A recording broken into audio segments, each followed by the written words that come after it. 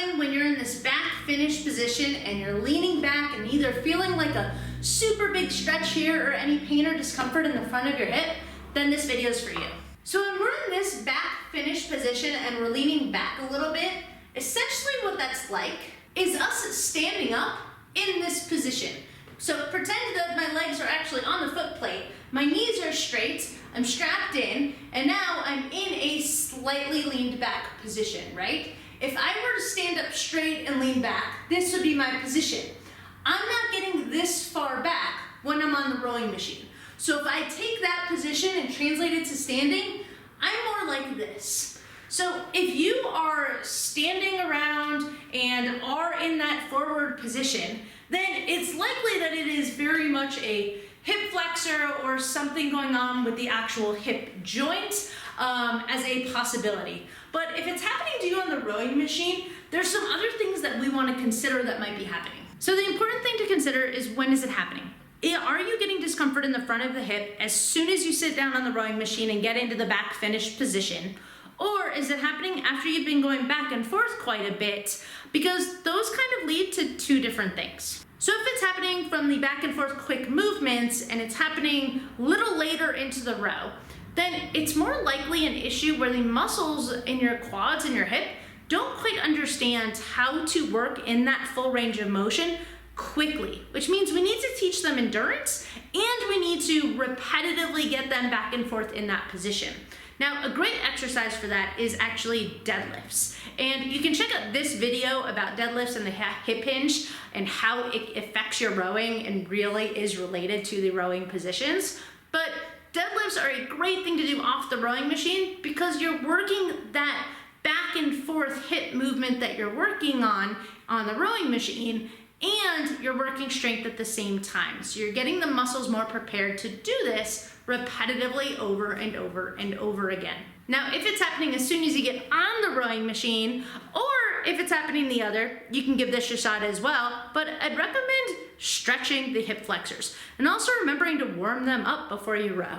So there's quite a few ways to do this stretch, but if you're gonna warm it up before you row, you can check out this video. That's a nice quick warm up you can do and does include some of this. But leg swings are a great way to get your hip and the hip flexors and the quads into this forward position and into the backward position nice and quickly. So just doing leg swings back and forth, you can do it holding on to something, or you can do it like I did, just don't fall. But that is a great way to get those muscles used to being in those different positions. Of course, doing it on both legs, 10 to 15 is perfect. Another thing that you can do is actually on the floor. So you can get into a kneeling position as long as this doesn't bother your knees. You put one leg in front of you and the other leg behind you.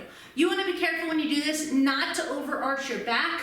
All of this movement should be coming from the hip pelvis area. So what you're going to do is gently lean forward, be nice and upright, so try not to be in this hunched position. If you're in this hunched position and you're trying to get upright and you immediately feel it, then stop there.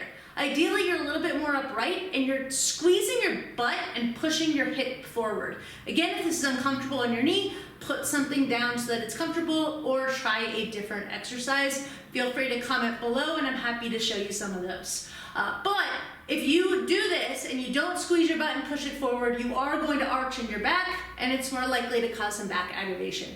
So just gently lean forward, get up nice and tall, and the idea is to feel a stretch through here. You can also raise your arm, so give that a shot.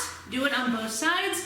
What this looks like from the front is like this. So this leg ends up being behind you. You put one arm up, and you can gently lean to get a little bit more of an intense stretch. So the goal is to feel this again somewhere through here. If you're feeling it in your back, please stop and try a different way. If you want to make this more dynamic for before a workout, so the way we just did it is great for after you row. If you want to make this more dynamic, go into that position and kind of go back and forth, in and out. And that looks like this from the side. So you're getting in and out of the position. You can also take your arm, do the lean, and come out. Do the lean and come out. There are ways to do this standing. It just is easier to isolate it when you're in this position, which is why I'm showing you this one. So if you're gonna do that dynamic one where you're going in and out of it, that's great to do before your workout because it's warming the muscles up. It's getting it in and out of that position like you're gonna do on the rowing machine. Do that about 10-15 times on each side. Then go ahead, similar to those leg swings, then you can go ahead and do that static, just holding it position for about 20 to 30 seconds after you row. See if that starts to help. If not, then it might be something else that's going on. You can always check out this video on hip mobility and some things that you can do if it's actually a mobility issue with the joint that will help you out. But feel free to ask your questions below. I hope this helps some of you out, and have a great day. Hit that thumbs up button if this was helpful for you.